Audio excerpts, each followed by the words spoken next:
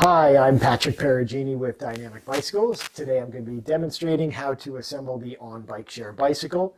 Included with your shipment was a toolkit along with a 15mm and 10mm wrench.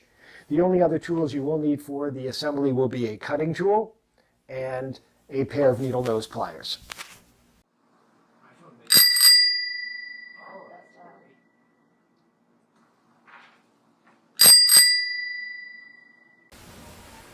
All right, the first thing we're going to do is remove the bike from the box.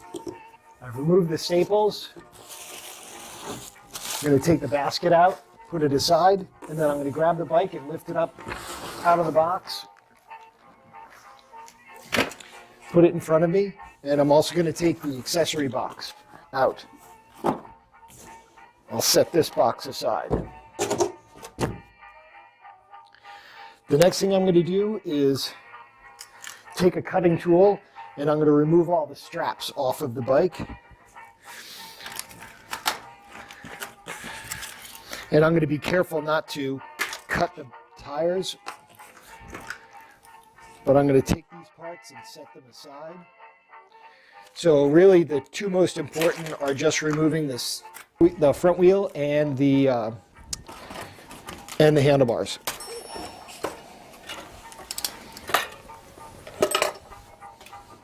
Now that the bike's been unpacked from the box, let's make sure everything's included with each bike. So we have the complete bike, we have the front wheel, which I'm going to set aside.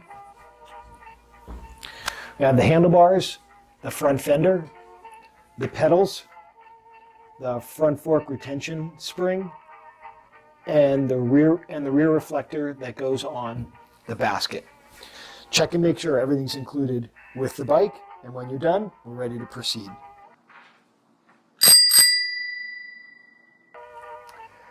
First thing I'm going to do is I'm going to put the bike up on the kickstand and I'm going to attach the handlebar. I have in my hand the 6mm wrench, the Allen key, just to be ready. So I'm going to hold the bike, put it up on the kickstand, and I'm going to rest the bike on the rear wheel so the front fork is elevated. I'm going to grab the handlebar and I'm going to spin the front fork around and I'm going to position the handlebar above the frame. And you'll notice that all of the cables are forward of the frame. There's no cables wrapped around the handlebar or wrapped around the stem. I'm now going to remove the plastic cover at the bottom of the stem and I'm going to push up a little bit so I can also remove the black cap that goes on the top of this nut. I'm now going to insert the stem into the bike frame. And I'm just going to temporarily tighten this into place using the 6mm Allen.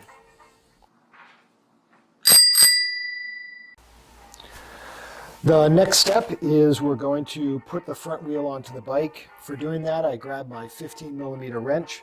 I'm going to start by removing the plastic cover that's at the bottom of the bike fork, and you'll see here are the dropouts at the bottom of the fork. I'm going to take my front wheel, and the first thing I'm going to do is make sure I'm putting it in the correct direction, and that has to do with the tread pattern of the wheel. The easiest way is to look at the shape of the treads, and you'll see that it makes a V shape. That V shape faces forward and rolls forward as the bike rolls. So I'm going to position it in between the fork blades, and I'm going to loosen the axle nuts on both sides of the wheel, and I'm going to slide the washers out up against the axle nuts. When I roll the wheel into place, I'm just going to lift the bike and I'm going to drop the dropouts of the fork onto the axle of the front wheel. Again, noticing that the axle nut and the washer are both to the outsides of the fork. To make sure we get the wheel straight, which is super important, I'm going to be applying downward pressure onto this front wheel, and I'm going to hand tighten these nuts first. We want to make sure that when we're tightening, we're alternating back and forth. So what I'm now going to use is my wrench to tighten, again by alternating side to side. I'm going to tighten the axle nut, keeping downward pressure on the fork. Once the axle nuts are tight, I'm now going to connect the brakes. I do that by squeezing together the brake arms and taking this silver piece and dropping it into the swing arm at the top of the brake arm. Once it's dropped in, it'll catch inside there and it'll be seated inside the brake lever, and now I can slide the rubber boot over to cover the exposed part of the brake. To test the brakes, I'm going to squeeze the brake lever up on the handlebar. The brake lever should squeeze about halfway to the handlebar and fully engage the brakes. But it's also important that the brake arm squeeze evenly on both sides of the wheel and that the wheel is able to spin freely in between the brake pads. So if we lift the front of the bike and spin the wheel, the brake should not be touching the rim on either side, and the brake should grab evenly.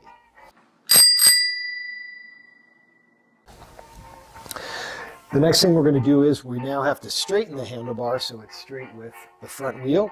I'm going to do that by stepping over the bike. I'm going to take the 6mm Allen and I'm going to loosen this top bolt, and I'm going to straighten the handlebar so that the stem, the top of the stem, is pointing straight with the front wheel. I'm going to tighten this down.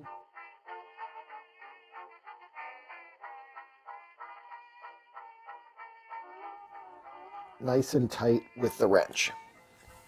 Now you can see with the stem, there's a range of height adjustments that you can do. In this high setting, it means the rider position would be more upright. There are hash marks on the stem showing you where the minimum insertion needs to be. So the stem needs to be low enough so that all of those hash marks on the minimum insertion are covered. But above that, you can adjust the height of the handlebars depending on the riding position desired. You'll notice again that all of the cables are forward of the frame. Nothing is wrapped around the handlebars. Nothing is wrapped around the stem. Very important.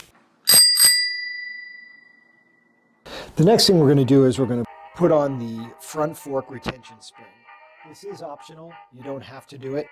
But what this does is it connects the back of the front fork to the frame to keep the wheel straight when the bike is in a rested position. It just makes the bikes look a little bit neater. First thing I'm going to do is I'm going to slightly bend out one side of this, and then I'm going to connect it over the top here. So I'm connecting it from the top. This bottom one is going to come from the underneath. I'm now going to take a pair of needle nose pliers and I'm going to grab the bottom of the spring and I'm going to push down with both hands so I can grab underneath and snap into place. And now the retention spring is set. It will be tight at first, but as the bike starts to get ridden, it'll loosen up.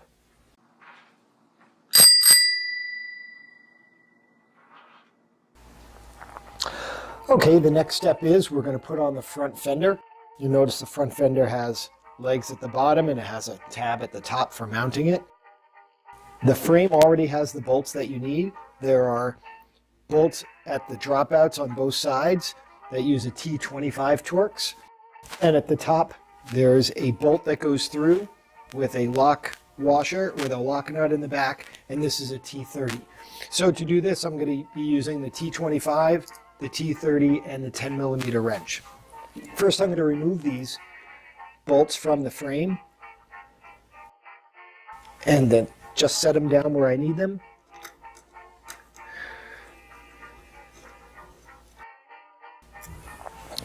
And then I'm going to use the T30 and the 10mm wrench to loosen this. And for now, I'm just going to leave the bolt in the frame and just remove the nut and the washer. And I'm going to position it in place. You'll see that the tab is going to be behind the fork. Put on the washer and the nut. And I'm going to tighten these into place.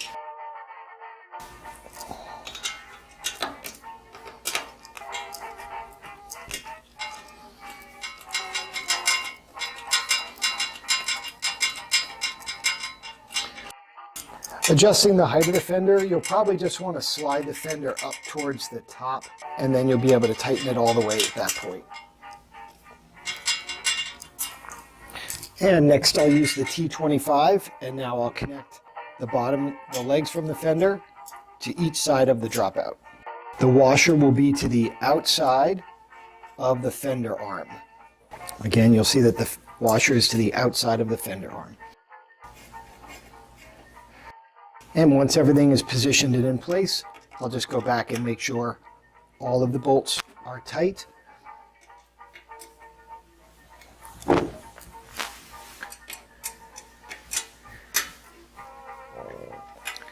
And our fender is now attached.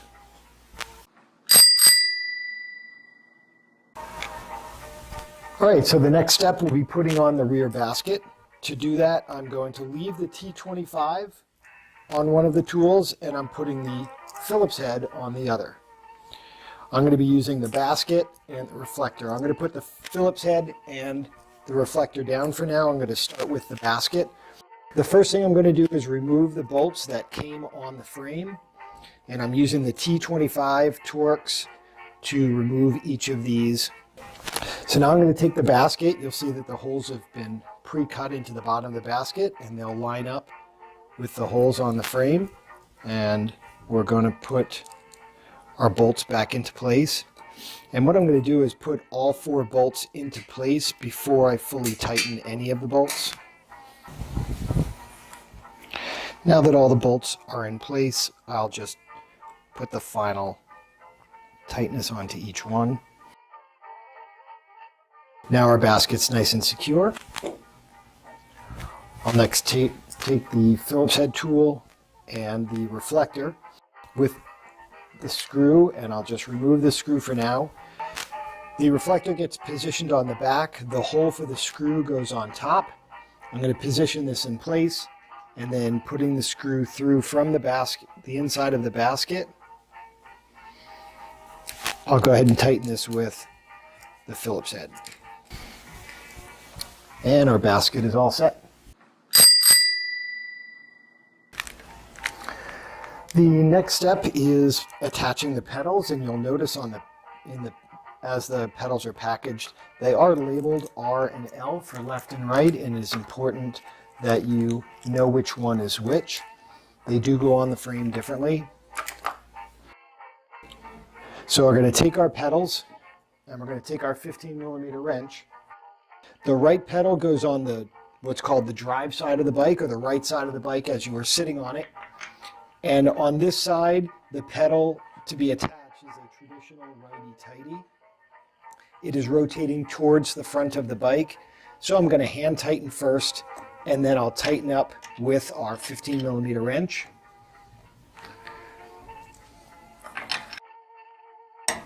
And we do want to make sure that the pedals are nice and tight on the crank arm. When we're doing the left side, the non-drive side, to thread it in, it is not righty-tighty, it's reverse threaded, so it doesn't come out while you're pedaling. So you'll notice that it is rotating towards the front of the bike, just like the other side did, but we're now rotating it counterclockwise to tighten on the non-drive side, on the left side.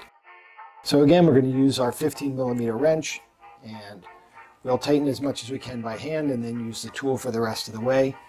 And again, we want to make sure that the pedal is nice and tight on the crank arm. And the pedals are done.